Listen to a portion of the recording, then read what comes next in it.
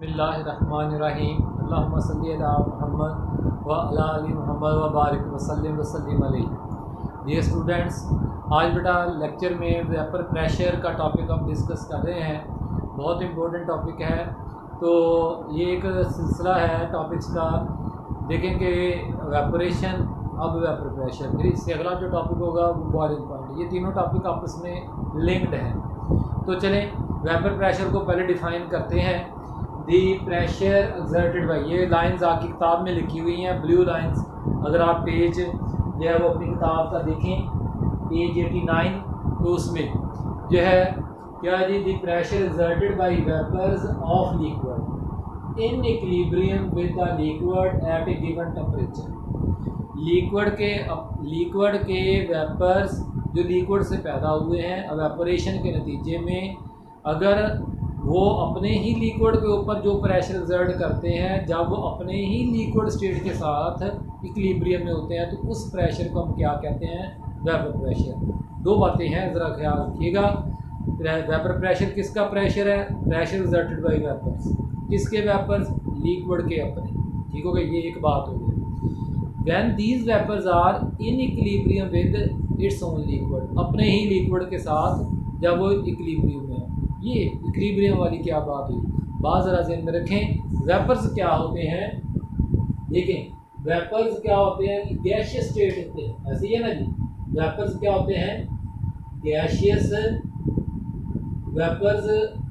Vapour state एक liquid state है, तो ये क्या है? वेपर स्टेट है। वेपर्स क्या होता है? Gaseous state.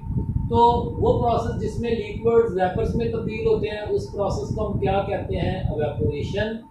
ठीक है ना। और वो प्रोसेस जिसमें वेपर्स वापस लिक्विड स्टेट में कन्वर्ट होते हैं, उस प्रोसेस को हम कहते हैं कंडेंसेशन। तो ये दो अपोजिट प्रोसेसेस हैं। तो ये अपोजिट प्रोसेसेस जब रन करेंगे तो आखिरकार इनकी फाइनल डेस्टिनेशन क्या होगा? इक्विलिब्रियम होगा, जहाँ पे rate of evaporation is equal to rate of condensation. बड़े रेट ऑफ एवेपोरेशन क्या है? एक सेकंड में कितने नंबर ऑफ वेपर्स बने? बस 10 वेपर्स बन रहे हैं एक सेकंड में। ठीक है। तो रेट ऑफ कंडेंसेशन क्या है? तो एक सेकंड में अगर 10 वेपर्स वापस लिक्विड स्टेट में जा रहे हैं, तो वो इक्विलिब्रियम में आ गए। ठीक हो गया ना जी। आज ज़रा इस बात को एक्सप्लेन करते हैं। देखें ज़रा कि फर्ज कर लेंगे ये आपके पास ना, आपने एक लिक्विड ले लिया है। आमतौर पर हम कहते हैं वाटर लिक्विड। देखिए, कोई भी लिक्विड ले लें, बेंजीन ले लें, ईथर ले लें, इथेनॉल ले लें, कोई भी, उसको आपने जो है ये एक कंटेनर में डाल दिया है। ये उस लिक्विड की क्या हो गई? सरफेस हो गई। ये क्या हो गई है? Liquid surface. ठीक हो गया ना जी। आप थोड़ा ले लें, ज्यादा ले लें, सरफेस एरिया तो इतना ही रहना है, क्योंकि कंटेनर का सरफेस एरिया जितना होगा उतना लिक्विड का सरफेस एरिया होगा। ठीक हो गया ना जी। याद रखना बेटा जी, ये कौन सी स्टेट है? नीचे वाली कौन सी है जी? लिक्विड स्टेट है। ठीक हो गया। अब लिक्विड सरफेस से हमने पता पड़ा हुआ है कि किसी न किसी टेम्परेचर में, मसलन हम 25 जो कि रूम टेम्परेचर है, स्टैंडर्ड टेम्परेचर है, वो ले लेते हैं। इस स्टैंडर्ड टेम्परेचर पे हम कहते हैं जी ये क्या बन रहे हैं? जब टाइम 0 सेकंड था। अब जरा याद रखिएगा, टाइम क्या था? 0 सेकंड। ठीक हो गया ना जी। तो अभी 0 सेकंड के ऊपर जो है वो सिर्फ एक वेपर मौजूद है। तो एक वेपर सिर्फ बना है, रेट ऑफ एवेपोरेशन इतना सा है। ये ऊपर वाला जो एरो है ना, ये किसको रिप्रेजेंट कर रहा है? एवेपोरेशन को। ये एरो किसको रिप्रेजेंट कर रहा है? एवेपोरेशन को। ठीक हो गया ना जी। तो अब ये एक है, फिर क्या होगा जी? 1 सेकंड के बजाय 0 सेकंड पे एक था, तो फिर क्या होगा जी? 2 सेकंड के ऊपर क्या हो गया? 3 वेपर्स हो गए। ठीक हो गया ना जी। फिर क्या हो गया जी? 4 सेकंड के ऊपर जो है, ये मैंने ऊपर से बंद कर दिया है। ये ऊपर मैंने क्या लगा दिया? लिड, ढक्कन, कवर कर दिया है कि वो जो वेपर्स है वो लिक्विड सरफेस से एस्केप करके बाहर ना चले जाए, बल्कि लिक्विड की सरफेस के ऊपर जमा हो जाए। मेरा आपसे एक सवाल है, क्या ये वेपर्स जो है, ये जो वेपर्स हैं, क्या ये साकन है? नहीं, ये हाई काइनेटिक एनर्जी वाले गैशियस मॉलिक्यूल्स हैं और रैंडमली मूव कर रहे हैं। Not only they are colliding with themselves but also with the walls of container की दीवारों के साथ भी ये टकराएंगे। तो जब ये टकराएंगे तो हो सकता है उस कोलिजन के दौरान ये अपनी काइनेटिक एनर्जी लॉस कर दें, खो दें। तो जब ये अपनी काइनेटिक एनर्जी लॉस करेंगे तो ये लो एनर्जी वाले बन जाएंगे। अब फर्ज कर लें कि ये एक वेपर जो है वो किधर आ रहा है, आगे इधर टकरा रहा है, और ये लो एनर्जी का भी हो गया है, low energy vapour, low energy vapour. ठीक होगा बेटा जी। जब ये टकराएगा तो लिक्विड की सरफेस उसको दोबारा कैप्चर कर लेगी, क्योंकि लिक्विड के मॉलिक्यूल्स क्या करेंगे, उसको अट्रैक्ट करेंगे। तो उस अट्रैक्शन से वो एस्केप नहीं कर सकता। क्यों नहीं कर सकता? क्योंकि वो अब लो एनर्जी वाला वेपर बना हुआ है। तो जैसे वो लिक्विड की सरफेस के ऊपर आके टकराएगा, एक तो फोर्स एक्सर्ट करेगा, प्रेशर एक्सर्ट करेगा, लेकिन वापस भी कैप्चर हो जाएगा। तो उस वक्त क्या शुरू हो जाएगी? कंडेंसेशन। क्या शुरू हो जाएगी? कंडेंसेशन। बेटा जी पहले सेकंड पे रेट ऑफ इवेपोरेशन थोड़ा था, अगले सेकंड पे और बढ़ गया, अगले सेकंड पे और बढ़ गया। इसी तरह से कंडेंसेशन भी आस्ता आस्ता, जितने वेपर ज्यादा होते जाएंगे कंडेंसेशन भी बढ़ती जाएगी, क्योंकि वेपर्स का वापस लिक्विड स्टेट में आना क्या है? कंडेंसेशन। पहले थोड़ी थी, फिर बढ़ गई, फिर बढ़ गई, आखिरकार एक ऐसा टाइम आ गया कि जब वेपोरेशन ऊपर वाला एरो और कंडेंसेशन नीचे वाला एरो, इनकी मकदार बराबर हो गई गिवन टाइम के अंदर। उस टाइम को लेट्स सपोज वो टाइम 10 सेकंड्स था इस कंटेनर के अंदर। उस टाइम को हम क्या कहेंगे? State of equilibrium, time of equilibrium, stage of equilibrium, जहां पे rate of evaporation is equal to rate of condensation. यानी अगर एक सेकंड में 10 वेपर्स पैदा हो रहे हैं तो उसी एक सेकंड में 10 वेपर्स वापस लिक्विड में आ रहे हैं। दो अपोजिट प्रोसेस।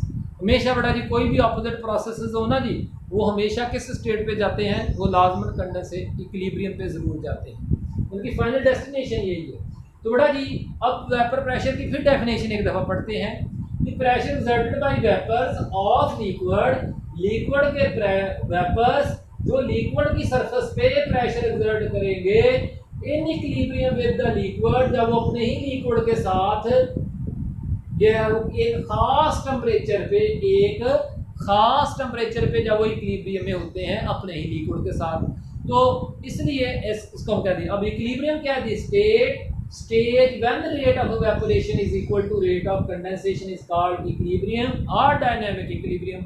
मैंने इसे डायनामिक इक्विलिब्रियम क्यों कहा है बच्चे? इसलिए इसको डायनामिक इक्विलिब्रियम कहा है क्योंकि इक्विलिब्रियम पे हम ये नहीं कहेंगे कि ये इवेपोरेशन रुक गई है और कंडेंसेशन रुक गई है। नहीं, जितने वेपर्स बनने थे बन गए हैं, जितने लिक्विड के मॉलिक्यूलों ने वेपर्स में तब्दील होना था हो गया, और जितने वेपर्स ने वापस लिक्विड में तब्दील होना था हो गए। नहीं, बल्कि अगर 11वें सेकंड पे 10 वेपर्स इधर जा रहे हैं तो उसी 11वें सेकंड में 10 वेपर्स वापस आ रहे हैं। यानी इवेपोरेशन और कंडेंसेशन दोनों प्रोसेस रन तो कर रहे हैं, स्टॉप नहीं हुए हैं, लेकिन उनका इक्वल रेट है। इसलिए इस लिक्विड की सरफेस पे वेपर्स की तादाद क्या रहेगी? कांस्टेंट रहेगी। और वो कांस्टेंट वेपर्स की तादाद अपनी ही सरफेस पे जितना प्रेशर एक्सर्ट करती है उस खास दर्जा हरारत पर, उसको हम क्या कहते हैं? वेपर प्रेशर कहते हैं। तो बेटा जी what is condensation?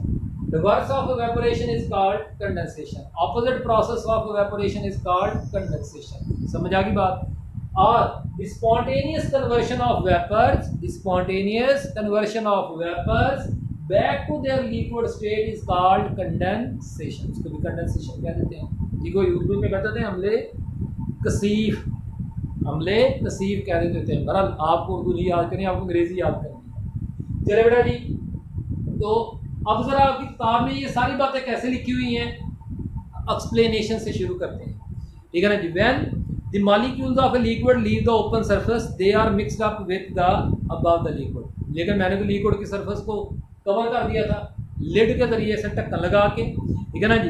If the vessel is open these molecules go on leaving the surface, but if we close the system, अगर हम उस बीकर को बंद कर दें और उस बीकर को जिसमें लिक्विड भी मौजूद है उसको बंद कर दें, लिक्विड और बीकर मिलके पूरा सिस्टम है जी, तो फिर the molecules of the liquid start gathering about the surface due to evaporation. These molecules not only collide with the walls of container, ये molecules, इन molecules को क्या लिखे हम? इन molecules को काट के वेपर्स लिखें। क्या लिखें? वेपर्स। मैं बोलता हूँ, आपने सही कर लेना है कि these vapors not only collide with the walls of container but also with the surface of the liquid as well. There are chances that these vapors, फिर मॉलिक्यूल्स की जगह पे मैंने क्या लफ्ज़ बोला, vapours, are recaptured by the surface of liquid. This process is called condensation.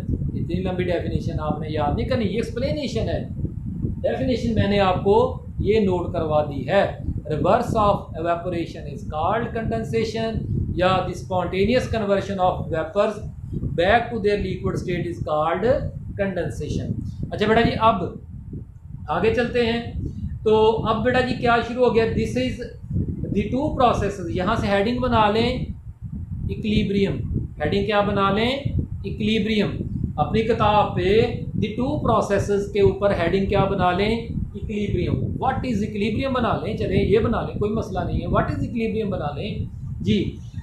The two processes evaporation and condensation continue, चलते रहते हैं. इवेपोरेशन भी चल रही है, कंडेंसेशन भी चल रही है, ठीक है ना जी. एक ऐसा टाइम आ जाता है, continue till a stage reaches, एक ऐसा टाइम आ जाता है when the rate of evaporation becomes equal to rate of condensation. तो this is called the state of dynamic equilibrium. ठीक हो गया ना जी. उसने पहले कंडेंसेशन और डायनेमिक इक्विलिब्रियम एक्सप्लेन किया, फिर डेफिनेशन दी. डेफिनेशन हमने पढ़ ली है. बट डायनेमिक इक्विलिब्रियम चल रहा है. The number of molecules leaving the surface is just equal to the number of molecules at equilibrium. ठीक है ना जी. The number of molecules leaving the surface यानी rate of evaporation में जितने एक सेकंड में वेपर्स बन रहे हैं, उतने ही उसी सेकंड में number of vapours coming back to, फिर मैंने मॉलिक्यूल की जगह पे क्या बोला, vapours coming back to into it at a constant temperature. जब तक आप टेम्परेचर नहीं बदलेंगे, rate of evaporation, rate of condensation equilibrium पे एक ही मकदार में चलता रहेगा. ठीक है ना जी. The molecules which are in the liquid state at any moment may be in the vapour state in the next moment. लेकिन इक्विलिब्रियम पे जितने वेपर्स होंगे बनने, इक्विलिब्रियम से पहले जितने वेपर्स बनने थे बन गए, लेकिन इक्विलिब्रियम पे वेपर्स की तादाद कांस्टेंट हो जाएगी, क्योंकि जितने वेपर्स बन रहे हैं उतने वापस कंडेंसेशन के जरिए से लिक्विड स्टेट में जा भी रही है. जी बेटा जी. तो अब आ गया जी अगला आपका टॉपिक या जी, factors affecting vapour pressure. Factors affecting vapour pressure, heading बना लें खुद बेटा जी. Factor the magnitude of vapour pressure. Vapour pressure की जो मैग्नीट्यूड है वो 3 फैक्टर्स बेटा जी होते हैं. Number 1 amount of surface area of the liquid, number 2 temperature, ठीक है जी, और नंबर 3 क्या होगा, nature of liquid. Nature of liquid और strength of attractions between the molecules of liquid. आप 4 भी कह सकते हैं, क्योंकि मैंने 2 को इकट्ठा कर दिया है, अमाउंट ऑफ लिक्विड या surface area of liquid.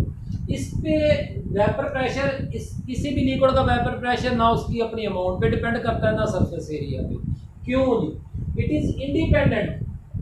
Magnitude of the vapor pressure of a liquid at a given temperature at a constant temperature is independent of the amount of liquid or surface, because क्योंकि क्यों depend नहीं करते, it also does not depend upon the surface area liquid because the larger surface area, अपनी किताब को देखकर underline करना शुरू कर दें. The larger surface area also presents a larger target for returning the molecules, यानी vapors. molecules को काट के आपने क्या लिखना है, vapors. ठीक हो गया ना जी. So rate of condensation also increases as rate of evaporation. ये सर गुलाम से ने लिखा है. So rate of condensation increases as rate of condensation, ठीक है ना जी.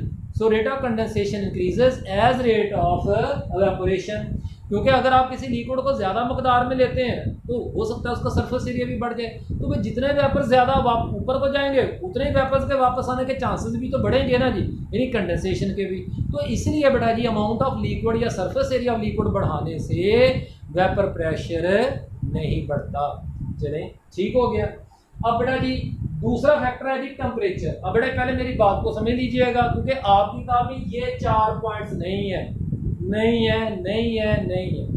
ये 4 पॉइंट सर गुलाम से लिखवाए हैं, और ये सही बेसिक कंसेप्ट है, वो बाकी फिर आपको समझ में आ जाएगा। वो क्या है जी, पहले देखें, जब आप किसी लिक्विड का टेम्परेचर इंक्रीज करते हैं, ठीक हो गया ना जी, जब आप किसी लिक्विड का, वही सारा कुछ आ गया, जब आप किसी लिक्विड का टेम्परेचर इंक्रीज करते हैं, वो पहले ही इक्विलिब्रियम पर मौजूद है। कौन कौन? लिक्विड और वेपर्स, वो पहले ही किस पे मौजूद है, ठीक है ना जी। ये डबल डैश वाले कौन है? ये डबल डैश वाले कौन है जी? ये वेपर्स हैं, ठीक हो गया ना जी। अब आप जब टेम्परेचर को बढ़ाएंगे, ये तो कांस्टेंट टेम्परेचर पे ना, आपने टेम्परेचर को बढ़ाना शुरू कर दिया, तो जब आप टेम्परेचर बढ़ाएंगे, गर्म करेंगे, तो बेटा जी गर्म करने से क्या होगा? लिक्विड के मॉलिक्यूलों की काइनेटिक एनर्जी बढ़ेगी। काइनेटिक एनर्जी बढ़ेगी तो उनकी स्पीड ऑफ मोशन, पहले देखें वो लो टेम्परेचर पे ऐसे ऐसे हरकत कर रहे हैं, जब आप टेम्परेचर बढ़ाएंगे तो उनकी काइनेटिक एनर्जी बढ़ जाएगी, तो उनके दरमियान में इंटरमॉलिक्यूलर इंटरेक्शंस क्या हो जाएंगी? पहले की बिनिस्बत वीक हो जाएंगी, और वो ज़्यादा आसानी से लिक्विड की सरफेस से एस्केप कर सकते हैं, यानी ज़्यादा वेपर्स बनाएंगे। तो बेटा जी जब आप किसी टेम्परेचर, ख़ास टेम्परेचर से लिक्विड का टेम्परेचर बढ़ाते हैं, तो आप उसका वेपर्स के साथ जो इक्विलिब्रियम है उसको डिस्टर्ब कर देते हैं। Increase in temperature increases the rate of evaporation and equilibrium is disturbed. तो उसके नतीजे में क्या हो जाता है? वो पहला इक्विलिब्रियम डिस्टर्ब हो जाता है, और फिर आपने मिसाल के तौर 25 से बढ़ा के 50 कर दिया, 50 डिग्री सेल्सियस पे ज़्यादा से ज़्यादा वेपर्स बनते गए, और फिर क्या हुआ जी? फिर कंडेंसेशन भी बढ़ना शुरू हो गई। लेकिन एक ऐसा टाइम आ गया कि जब रेट ऑफ कंडेंसेशन और रेट ऑफ वेपोरेशन फिर बराबर हो गए। पहले 25 था, अब 50 डिग्री सेल्सियस पे। लेकिन अब क्या हो चुका होगा? 50 डिग्री सेल्सियस पर बेशक एक नया इक्विलिब्रियम स्टैब्लिश हो चुका है, at new equilibrium at high temperature क्या हो चुका होगा? Increases the number of vapours, vapours की तादाद में अब पहले की निस्बत इजाफा हो चुका होगा। अगर 25 पे मिसाल के तौर पर लिक्विड की सरफेस पे 500 वेपर्स थे, तो हो सकता है कि 50 डिग्री सेल्सियस पे वो 1200 वेपर्स हों, ठीक हो गया ना जी। लेकिन अब उन 1200 वेपर्स और लिक्विड की सरफेस के दरमियान में क्या हो गया है? उस हाई टेम्परेचर पे एक नया इक्विलिब्रियम एस्टेब्लिश हो गया है। अब जारी बात है, पहले क्या थे? 500 वेपर्स थे, अब 1200, तो 1200 वेपर्स की वजह से वेपर प्रेशर क्या होगा? ज़्यादा होगा। Therefore vapour pressure increases with increase in temperature, ठीक है ना। ऐसा ही बिल्कुल बेटा जी उस वक्त होता है, उलट हो जाता है अगर आप टेम्परेचर डिक्रीज करेंगे, और टेम्परेचर डिक्रीज करेंगे फिर इक्विलिब्रियम डिस्टर्ब। लेकिन अब क्या हो जाएगा? रेट ऑफ कंडेंसेशन बढ़ जाएगा, ज़्यादा वेपर्स किस में चले जाएंगे? दोबारा से लिक्विड में। तो ऊपर नए इक्विलिब्रियम पे, जो कि नए लो टेम्परेचर पे असर हुआ है, वहाँ पे वेपर्स की तादाद पहले की से कम हो जाएगी, ठीक है जी। मसलन आपने 25 से कम करके 10 कर दिया, 25 पे 500 वेपर्स थे, 10 पे जहाँ वो सिर्फ 100 वेपर्स रह गए हैं। अब नया इक्विलिब्रियम है 100 वेपर्स और लिक्विड की सरफेस के दरमियान, लिक्विड के दरमियान में उस नए इक्विलिब्रियम पे 100 वेपर्स 500 वेपर्स के मुकाबले में कम वेपर प्रेशर एक्सर्ट करेंगे। तो इसलिए हम कहते हैं कि टेम्परेचर बढ़ाने से चूँकि लिक्विड के मॉलिक्यूलों की काइनेटिक एनर्जी बढ़ती है, उनके दरमियान में इंटरमॉलिक्यूलर फोर्स अट्रैक्शन वीक होना शुरू हो जाती हैं, तो इसलिए वेपरेशन बढ़ने की वजह से वेपर प्रेशर बढ़ जाता है, एंड वाइस वर्सा, यानी टेम्परेचर कम करने से क्या हो जाता है? लिक्विड के मॉलिक्यूलों में काइनेटिक एनर्जी कम हो जाती है, इंटरमॉलिक्यूलर फोर्सेस स्ट्रॉन्ग होना शुरू हो जाती हैं, और इसलिए वेपर्स कम बनते हैं, तो इसलिए वेपर प्रेशर भी कम हो जाता है। लेकिन याद रखें, हर मरतबा टेम्परेचर की चेंज से पहला इक्विलिब्रियम डिस्टर्ब होगा, एक नया इक्विलिब्रियम एक नए टेम्परेचर पे हासिल होगा, वो नया टेम्परेचर हाई हो या लो हो। तो बेटा जी आए आपकी किताब में जो है वो टेम्परेचर फैक्टर को किस तरह से डिस्कस किया है। चलें, the values of vapour pressure of liquid depends Fairlie upon the nature of liquid, वो तीसरा फैक्टर है, नेचर ऑफ लिक्विड, ठीक हो गया ना जी। Nature of liquid on the sizes of the molecules and intermolecular forces, nature से मुराद उसने ये बताया। But the most important parameter, लेकिन सबसे ज़्यादा अहम पैरामीटर जो फैक्टर है, पैरामीटर का मतलब क्या नोट कर लें? फैक्टर, ठीक है। जो सबसे ज़्यादा अहम तरीन फैक्टर है वो कौन है? Which control the vapour pressure of liquid is its temperature, वो उसका टेम्परेचर ही है। At an elevated, at high temperature, elevated को अंडरलाइन करें, ऊपर क्या लिख लें? High temperature the kinetic energy of molecule is enhanced and capability, सलाहियत मॉलिक्यूलों की to leave the surface increases, it causes the increase of vapour pressure. वो मैंने आपको सारा कुछ बता दिया है। ये वो लाइनें हैं जो इस बात को एक्सप्लेन कर रही हैं कि हाई टेम्परेचर पे लिक्विड के मॉलिक्यूलों की वेपर्स बनाने की सलाहियत क्यों बढ़ जाती है। हाई टेम्परेचर पे काइनेटिक एनर्जी बढ़ती है, इंटरमॉलिक्यूलर फोर्सेस वीक होती हैं और इसलिए क्या हो जाता है, रेट ऑफ इवेपोरेशन बढ़ जाता है और इक्विलिब्रियम, पहला इक्विलिब्रियम डिस्टर्ब हो जाता है। नए इक्विलिब्रियम पे जो कि हाई टेम्परेचर पे हासिल हुआ है, नंबर ऑफ वेपर्स भी बढ़ जाते हैं और इसलिए हाई टेम्परेचर पे वेपर प्रेशर बढ़ जाएगा जी। तो बेटा ये table 4.3 shows the change in vapor pressure of water at different temperatures. The table shows that increase of vapor pressure goes on increasing, ठीक है ना, for the same difference of temperature from 0 degree Celsius to 100। Table को बड़ा गौर से देखें, 0 से 10, 10 से 20, 20 से 30, 30 से 37, 37, 40, हर मरतबा 50 डिग्री सेल्सियस का फ़र्क है। लेकिन आप देखें पहले जब 10 डिग्री सेल्सियस का फ़र्क पड़ा है ना, तो वेपर प्रेशर में सिर्फ 5 टॉर का इजाफा हुआ है। लेकिन अगर आप आखिरी 10 डिग्री सेल्सियस को देखें 90 से 100, तो उसमें वेपर प्रेशर में तकरीबन जो है वो 200 टॉर का इजाफा हो जाता है, 200 से कुछ ज़्यादा ही है। तो हालांकि हर दफ़ा 10 डिग्री सेल्सियस टेम्परेचर बढ़ा है, लेकिन पहला जो 10 डिग्री सेल्सियस टेम्परेचर बढ़ा वो 0 से 10 की तरफ गया है, यानी इंतहाई लो से थोड़ा सा हाई हुआ है। और 90 से जो 100 हुआ है वो इंतहाई हाई टेम्परेचर से हाई हुआ है। तो हाई पहले से ही 0 डिग्री सेल्सियस पे वाटर के मॉलिक्यूलों में इंतहाई ज़्यादा स्ट्रॉन्ग हाइड्रोजन बॉन्डिंग होगी और पहले ही 90 डिग्री सेल्सियस पे वाटर के मॉलिक्यूलों में वेरी वीक अट्रैक्शंस होंगी।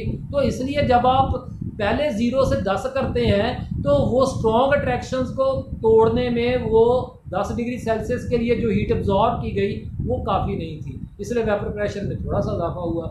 लेकिन 90 डिग्री सेल्सियस पे तो पहले ही इंटरमॉलिक्यूलर फोर्सेस वीक है, मॉलिक्यूल्स तो पहले ही तैयार है वेपर्स बनाने के लिए, ऊपर से आपने 10 डिग्री सेल्सियस टेम्परेचर बढ़ाने के लिए और हीट दे दी। वो हीट जो है वो जो तैयार बैठे थे उनको और स्केप ज़्यादा करवा देगी, इसलिए वेपर प्रेशर में ज़्यादा इजाफा होता है जी। तो बेटा जी, this is increase of vapour pressure from 4.579 torr to 9.209 torr for change of temperature 0 degree Celsius to 10, but the increase from 527 to torr to जो है 760 torr when the temperature changes from 90 degree Celsius to 100 degree Celsius. बेटा जी आखिरी factor क्या है, nature of the liquid या फिर strength of the attractions, strength of the attractions between the molecules of liquid.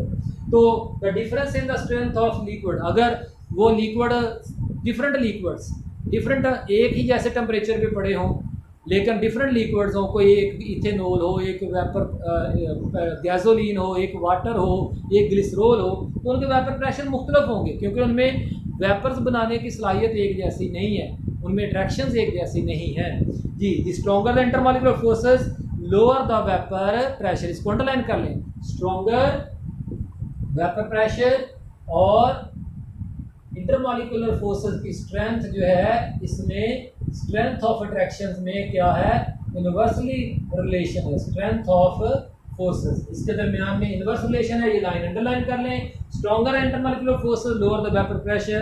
भाई ये टेबल आपको याद तो नहीं करना, लेकिन टेबल में आप देखें आइसोपेंटेन जो कि हाइड्रोकार्बन है जिनमें लंडन डिस्पर्शन फोर्सेस हैं जो कि बहुत वीक होती हैं, उसका वेपर प्रेशर जो है वो 20 पे कितना है 580 टॉर है। इथाइल ईथर जिसमें डाइपोल फोर्सेस भी होती हैं तो उसका वेपर प्रेशर उससे पहले निस्बत कम हो गया, ओके थोड़ी सी स्ट्रॉन्ग हो गई। ये क्लोरोफॉर्म जिसमें हम कहते हैं कि डाइपोल भी होती हैं और हाइड्रोजन बॉन्डिंग भी होती है, ठीक है ना जी, तो हाइड्रोजन बॉन्डिंग स्ट्रॉन्ग है तो वेपर प्रेशर और कम हो गया। कार्बन टेट्राक्लोराइड बड़े साइज का लंडन डिस्पर्शन फोर्स, बड़े साइज का लंडन डिस्पर्शन फोर्स, यहाँ पे लंडन डिस्पर्शन फोर्सेस इतनी ज़्यादा स्ट्रॉन्ग हो गई हैं कि वेपर प्रेशर इंतहाई कम हो गया है वगैरह वगैरह। बेटा जी इस तरह से आप इथेनॉल का दे सकते हैं, इसमें भी हाइड्रोजन बॉन्डिंग है। मरकरी में भी लंडन डिस्पर्शन फोर्सेस होती हैं और बड़ी स्ट्रॉन्ग होती हैं। ग्लिसरॉल जिसमें 3 हाइड्रोजन बॉन्ड्स पर मॉलिक्यूल पाए जाते हैं उसका वेपर प्रेशर इंतहाई लो है। तो ये बड़ा जी आज का टॉपिक है। अल्लाह ताला हम सबका आमीन नासर आमीन, शुक्रिया।